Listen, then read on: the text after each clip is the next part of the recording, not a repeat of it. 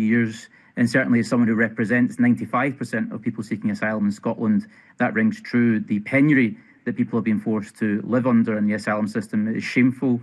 People surviving on as little as £9 a week is simply unsustainable for many people. They're the most destitute people in our community, and we should be doing as much as possible to get that backlog down. And I support the Labour government's efforts in doing so as quickly as possible. That therefore requires all of government at every level to support that transition from people in the asylum system to settling as refugees with the right to work and contribute to communities and use their talents. That's a good problem for Scotland to have. We need more people as a country. The level of working age people by the middle of this century is set to increase only by the equivalent of the population of Stirling, but the number of retired people is set to increase by the combined population of Aberdeen and Paisley. So it's not difficult to do the maths. Unless we grow the working age population of this country, people able to contribute to the workforce, then we're in for a serious fall in living standards or a significant increase in taxation to deal with that issue.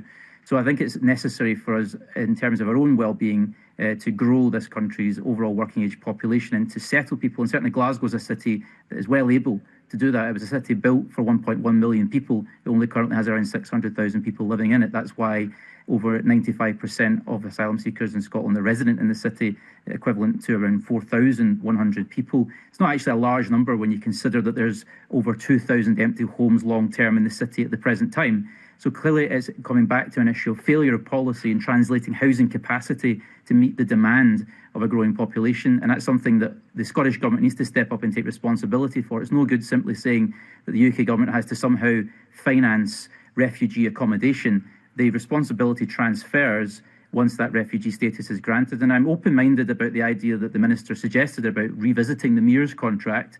I believe there's a break clause due next year. I would be happy to work with colleagues on exploring a move towards the UK Government about changing the nature of that contract, whether it could be a municipal contract or whether it could be delivered through another means through local housing associations in the city. Therefore, the pound is recycled more readily into housing stock supply in the city. These are things we could look at constructively, but I think the Scottish Government has to recognise that ultimately this is an issue of housing supply. The supply is not meeting demand. We need a growing population, particularly in Glasgow, and we need to address that urgently at all levels. So with 44% of homelessness applications due to come from people who have settled in refugees, it's clear that that needs to be managed efficiently and that needs to be addressed. Certainly, there's an added pressure with regards to people coming into Glasgow from other parts of the UK, and we maybe need to look at temporary applications of local connection rules in order to staunch that flow of people from other parts of the UK. But ultimately, it comes down to growing the housing stock, and it needs to grow at a much faster pace than presently. Otherwise, we're going to see continued social unrest, and I think that's not good for our politics in general. We need to meet the needs of the people through housing supply.